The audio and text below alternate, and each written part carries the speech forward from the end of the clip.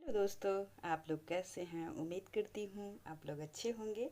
आप सभी का अपने चैनल रिद्धिका हिंदी एकेडमी में स्वागत है। दोस्तों, मेरी जो सीरीज चल रही थी हिंदी भाषा और उसका विकास, तो पहले वीडियो में आप लोगों ने भर भर कर प्यार दिया, इसके लिए आप सभी को मैं शुक्रगुजार हूँ। आइए दोस्तों, उसी सीरीज़ में को मैं आगे बढ़ाऊँगी और आज का प्रश्न हम प्रश्न नंबर 21 से लेंगे। पिछली वीडियो में हम प्रश्न नंबर 20 तक ले चुके हैं। हिंदी भाषा और उसका सीरीज़ में हम तीन वीडियो हमारी आ चुकी है। ये प्रैक्टिस की वीडियो है। आज की वीडियो चौथी वीडियो है दोस्तों।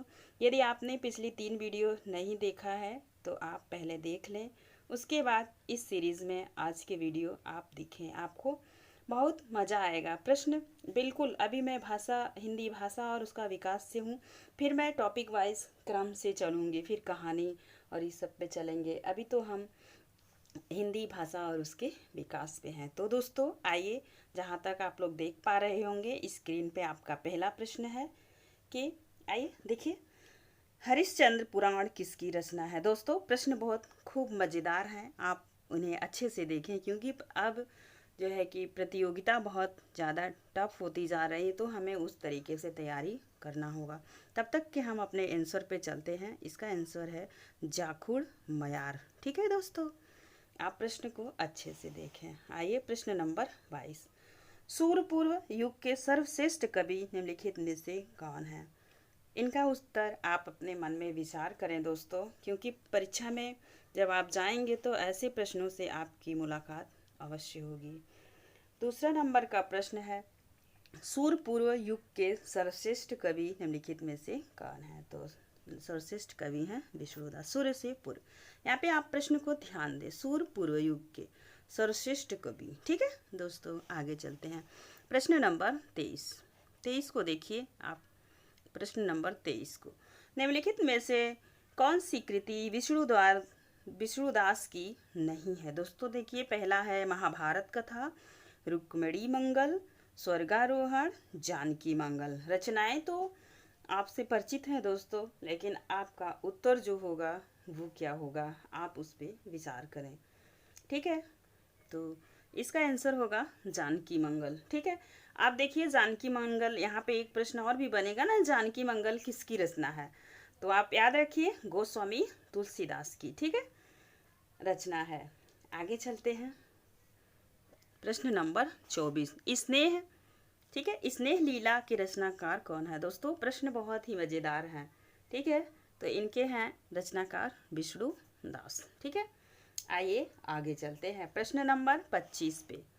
प्रश्न नंबर 25 को देखें दोस्तों, दामो कवि की रचना है। ठीक है, दामो कवि की रचना है। आइए आगे चलते हैं।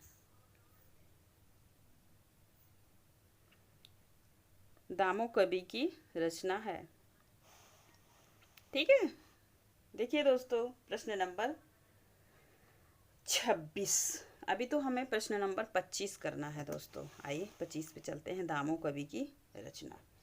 तो दामो कवि की रचना आप लोग एक बार विचार करें, तो इनके हैं लक्ष्मण सेन। ठीक है, दामो कवि के आप लोग याद रखिए। तो दामो कवि की रचना है लक्ष्मण सेन, पद्मावती की कथा। ठीक है, अब चलिए उसी से रिलेटेड दूसरा प्रश्न को देखिए। दामो कवि की भाषा है, कौन सी भाषा है दामो कवि की। प्रश्न जो है कि बहुत ही मज़ेदार है दोस्तों। तो ऑप्शन है, आप एक बार ऑप्शन को देखिए। तो राजस्थानी मिश्रित ब्रजभाषा, अवधी मिश्रित ब्रजभाषा, और दो ऑप्शन इस साइड हैं दोस्तों। आइए देखिए, दो साइड ये हैं, सी है पंजाबी मिश्रित ब्रजभाषा और डी है कन्नौजी मिश्रित ब्रजभाषा।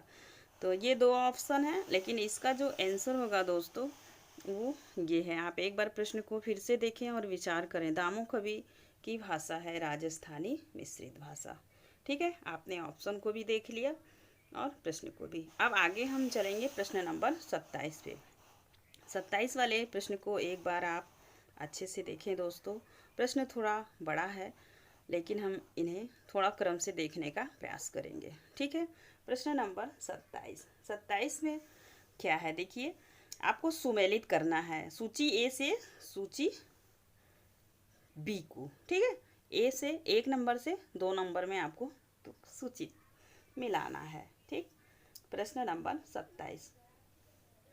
तो प्रद्युम्न प्रद्युम्न चरित जो रचना है वो है सुधीर अग्रवाल की, ठीक है। इसका हो गया 4 नंबर, ए का 4 नंबर। आप सबसे पहले दोस्तों आपको परीक्षा में प्रश्न कैसे हल करने हैं यहाँ पे कूट दिया है। अब जब हम देख लिए कि ए का 4 नंबर है तो हम मिला लेंगे। ए के 4 नंबर में देखिए ये है बी, इसका आंसर है। तो अब हमें आसानी से समझ में आएगा। प्रश्न को ऐसे ही एग्ज़ाम में आपको मिलाना है दोस्तों, ठीक है। अब देखिए जब ए में 4 नंबर है तो बी में 3 नंबर, तो ये स्वर्गारोहण किसका है? तो स्वर्गारोहण हो गया विष्णुदास का, ठीक है। तो ये है विष्णुदास का 3 नंबर। ऐसे आपको परीक्षा में करना है दोस्तों। अब आप देखेंगे सी में 2 नंबर, जो सी है मधुमालती कथा, ये किसकी है? चतुर्भुज दास की, ठीक है। आगे देखेंगे जब आप तो डी नंबर में देखेंगे, डी नंबर में इनका जो है कि डी नंबर चिताई वार्ता किसका है बताइए आप लोग? 1 नंबर नारायण दास का। ऐसे करके आप प्रश्न को हल कर लेंगे दोस्तों। आइए आगे चलते हैं, नेक्स्ट प्रश्न पे चलेंगे। प्रश्न नंबर 28, ठीक है। गुरु अर्जुन देव की भाषा क्या है?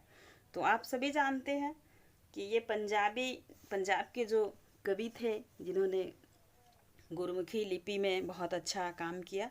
पंजाबी भाषा को इन्होंने थोड़ा सा कबीर से लेते हुए इन्होंने जो पंथ चलाया था, तो वही उन्हीं के जो है कि उसमें थे ये गुरु अर्जुन देव, ठीक है। तो इनकी भाषा पूछी जा रही है प्रश्न नंबर 28। तो प्रश्न नंबर 28 में गुरु अर्जुन देव की भाषा है पंजाबी मिश्रित ब्रज भाषा, ठीक है दोस्तों। प्रश्न नंबर 28। अब हम चलेंगे प्रश्न नंबर 29 पे। दोस्तों एक बात आपको बताना चाहूँगी, ये हमारा वीडियो जैसे ही शूट होता है मैं इसे ऐसे ही जो है कि यूट्यूब पे डाल देती हूँ दोस्तों। आप इनकी स्पीड को थोड़ा तेज करके देखें, ठीक है।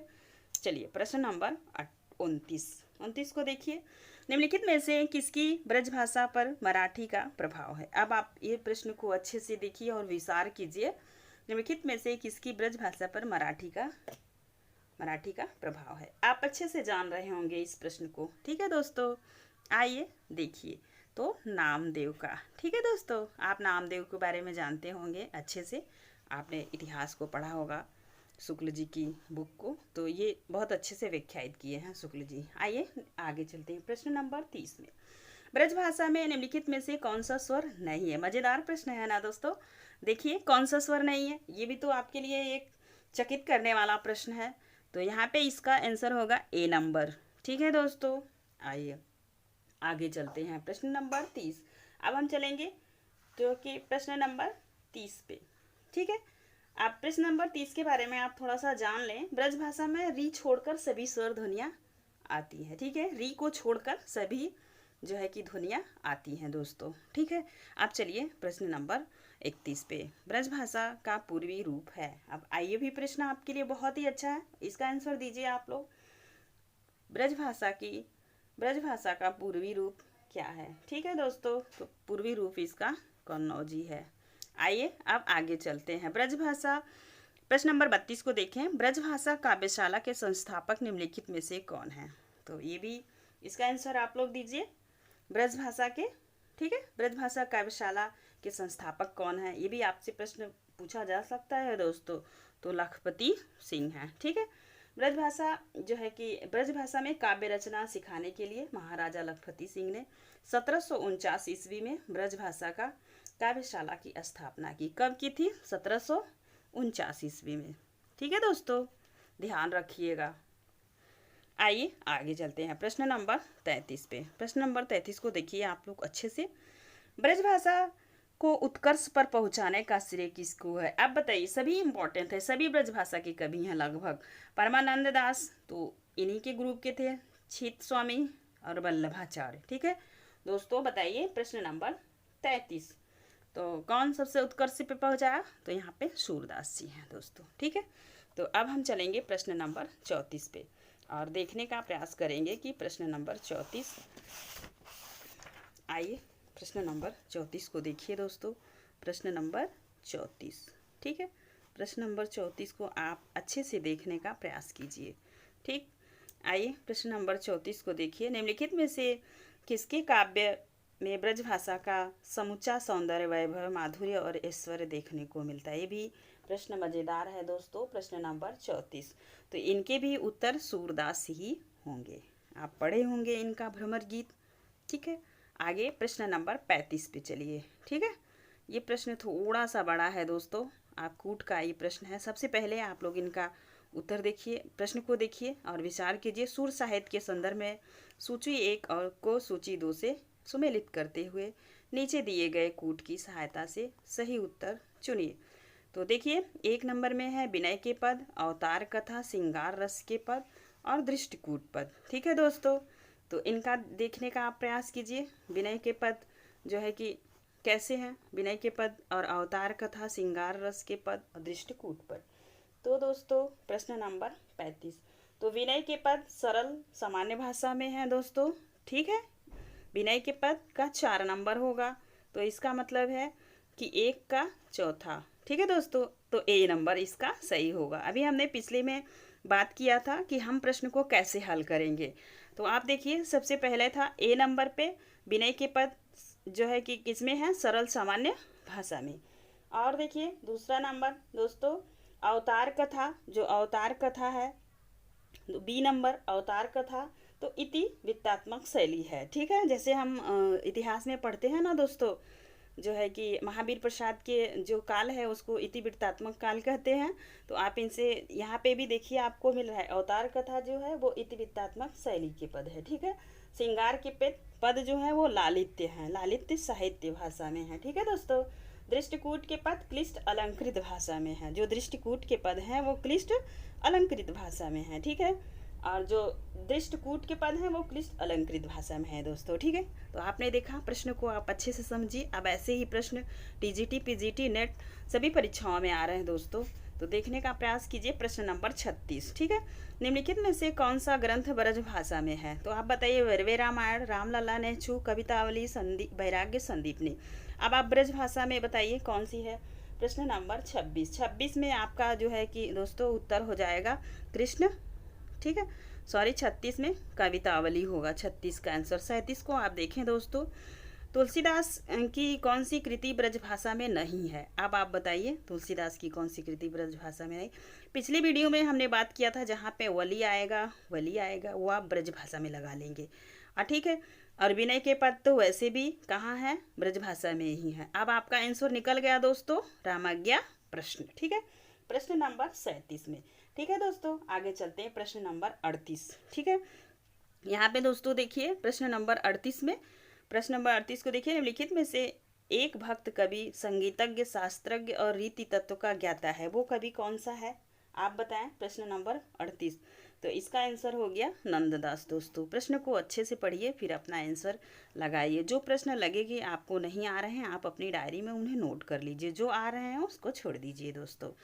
39 नंबर का प्रश्न देखिए, निम्नलिखित में से किस वर्ग द्वारा ब्रजभाषा का अहित हुआ है? ठीक है, अब आप बताइए कि निम्नलिखित में से किस वर्ग द्वारा ब्रजभाषा का हित हुआ। प्रश्न नया है कि नहीं दोस्तों, हमने सारा जो है कि हम सारा पढ़ लेते हैं, फिर हमें प्रश्नों का नेचर नहीं समझ में आता। प्रश्न देखिए बन गया, निम्नलिखित में से किस वर्ग द्वारा ब्रजभाषा का अहित हुआ है? तो रीतकालीन कवियों द्वारा, खड़ी बोली के कवियों द्वारा, कृष्ण भक्ति शाखा के कवियों द्वारा, राम भक्ति शाखा के कवियों द्वारा।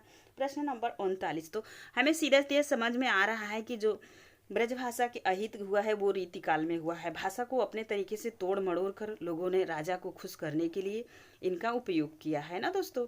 आइए आगे चलते हैं, प्रश्न नंबर 40 को एक बार आप देख लीजिए, फिर हम चलेंगे प्रश्न नंबर आगे पे। हिंदी साहित्य के जो है इतिहास में किस काल को ब्रजभाषा का प्रौढ़ काल कहा गया? दोस्तों ये भी प्रश्न बहुत ही मज़ेदार है, तो ये पूर्व मध्यकाल की भाषा को कहा गया है दोस्तों। प्रश्न नंबर 40। ठीक है दोस्तों, अब हम चलेंगे प्रश्न नंबर 41 पे। ठीक है, आइए प्रश्न नंबर 41 को देखिए दोस्तों, एक बार आप लोग अच्छे से देखने का प्रयास कीजिएगा दोस्तों। देखिए प्रश्न नंबर 40 को। ठीक है, प्रश्न नंबर 40 को आप देखें, एक बार अच्छे से देखने का प्रयास कीजिएगा प्रश्न को। सूर सागर का शिथिल और नीरस अंश है, क्या है दोस्तों? सूर सागर का शिथिल और नीरस अंश ठीक है। प्रश्न नंबर 41 में तो यहाँ पे दोस्तों पहला है बाल लीला, माखन चोरी का प्रसंग, विप्रलम्भ, श्रृंगार के पद, भागवत पुराण की कथा, उपर्युक्त में से कोई नहीं है। तो दोस्तों जब तक आप प्रश्न को नेचर नहीं समझ पाएंगे, प्रश्न हमें परीक्षा में परेशान करते हैं। तो इसका देखिए क्या कह रहा है, सूर सागर का शिथिल और नीरस अंश, तो यही है भागवत पुराण की कथाएं। ठीक है दोस्तों, आगे चलते हैं प्रश्न नंबर 22 पे। प्रश्न नंबर 22 को एक बार आप देखें अच्छे से, 42 को, सॉरी दोस्तों, प्रश्न नंबर 42। 19वीं सदी के अंत तक काव्य क्षेत्र में निम्नलिखित में से किस बोली का एक छत्र राज रहा है। अब आप बताइए, ये प्रश्न बहुत ही लाजवाब है दोस्तों। ठीक है, प्रश्न नंबर 42, तो इसका क्या है, एक छत्र है तो आप जानते हैं ब्रजभाषा तो भारतेंदु युग तक अच्छे से चली, भारतेंदु जी ने स्वीकार किया फूलों के गुच्छा में कि मैं जो है कि कविता ब्रजभाषा में ही लिख पाऊंगा। ठीक है, तो उनकी, क्योंकि आप व्यक्ति उसी में खुलकर बात कर सकता है जिसमें उसकी रुचि होती है और प्लस उसे जो चीज़ें आती रहती हैं दोस्तों। तो यहाँ पे देखिए प्रश्न नंबर 43। अब हम चलेंगे अपने प्रश्न नंबर 43 पे दोस्तों। ठीक है, प्रश्न नंबर 43 को एक बार आप देखें, कृष्ण काव्य में ब्रजभाषा के दो प्रधान रस निम्नलिखित में से कौन है। ठीक है, ये तो आपको सबको आ रहा होगा दोस्तों। तो आइए प्रश्न नंबर 43 को देखिए। तो इसका तो समय बर्बाद करने का कोई ज़रूरत नहीं है, ये प्रश्न हम सभी को आ रहा होगा, आप सभी को। ठीक है, तो आप देखिए प्रश्न नंबर 44, ब्रजभाषा का वह किस कवि जिसने कृष्ण लीला की अपेक्षा कृष्ण के प्रेममय स्वरूप का चित्रण किया हो। ये भी आपको समझ में आ गया होगा कि इसके उत्तर में मीरा जी आएंगी, क्योंकि यहाँ पे देखिए कृष्ण के प्रेममय स्वरूप का चित्रण, जब आप प्रश्न को बहुत बारीकी से पढ़ेंगे ना, इस आंसर आपको तुरंत ही समझ में आ जाएगा दोस्तों। आइए आगे चलते हैं और प्रश्न नंबर 45 को देखने का प्रयास करते हैं। ब्रजभाषा का वह कवि जो किसी मतवाद से संबंधित नहीं है। अब देखिए प्रश्न नंबर 45, तो ये किसी भी मत से नहीं थी, मीरा जी इनके गुरु थे रायदास जी दोस्तों। अब हम चलेंगे प्रश्न नंबर 46 पे, नंददास के काव्य में निम्नलिखित में से किस रस की प्रधानता है। प्रश्न नंबर 46 दोस्तों, अब आप देख पा रहे होंगे नंददास के काव्य में निम्नलिखित में से किस रस की प्रधानता है। तो आप बताइए प्रश्न नंबर 46, तो 46 में श्रृंगार का प्रधानता रहा है दोस्तों। आगे देखेंगे जब आप, तो आपको अच्छे से बारीकी से समझ में आएगा दोस्तों। अब प्रश्न नंबर हम 47 पे चलेंगे, चमत्कारी भाषा का प्रथम कवि कौन है। तो चमत्कारी भाषाओं का ज़्यादातर प्रयोग रीतिकाल में ही हुआ है दोस्तों। तो आप समझ गए होंगे केशवदास जी, इनकी रामचंद्रिका है, जिसको राम स्वरूप चतुर्वेदी ने क्या कहा है, छंदों का अजायब घर। आइए प्रश्न नंबर 48 पे चलते हैं दोस्तों, निम्नलिखित में से किसके काव्य में व्यर्थ का शब्दाडंबर और वाग्जाल नहीं है। तो आप बताइए, इन्हें भी आप अच्छे से जान पा रहे होंगे, सब रीतकाल के ही कवि हैं, तो ये हैं श्रीपति। इस प्रश्न को आपको ध्यान देने की ज़रूरत है। प्रश्न नंबर 49 दोस्तों, प्रश्न नंबर 49 को एक बार आप लोग देखने का प्रयास कीजिए। प्रश्न नंबर 49, ठीक है दोस्तों, तो इसको देखिए, राधा सुधा शतक किसकी रचना है। प्रश्न नंबर 49 में, ठीक है, श्री हठी जी की। ये भी आपको नए नाम मिल रहे होंगे दोस्तों, रचना भी राधा सुधा शतक जो है कि किसकी रचना है, तो इनकी है।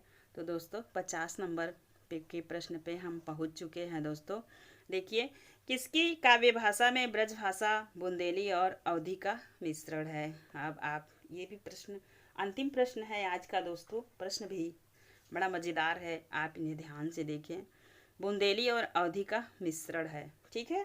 तो देखिए इनका आंसर होगा लाल कवि। तो दोस्तों आज के रहे ये जो है कि 50 प्रश्न, जिनको मैं इस सीरीज़ में लेके आई हूँ दोस्तों। ऐसे लगातार 500 प्रश्नों की सीरीज में हम नित्य दिन आपको हिंदी भाषा और उसका विकास से प्रश्न लाएंगे। जब हमारे 500 प्रश्न पूरे हो जाएंगे तब हम चलेंगे दोस्तों आदिकाल में, और फिर आदिकाल के प्रश्नों को हल करेंगे। हमारे साथ नित्य आप इस प्रश्नोत्तरी में जुड़े दोस्तों, और आपको अच्छा लगेगा, और अपनी पढ़ाई जारी रखें। तब तक के लिए, आज के लिए बस इतना ही। मिलेंगे आपसे नेक्स्ट वीडियो में। Thank you.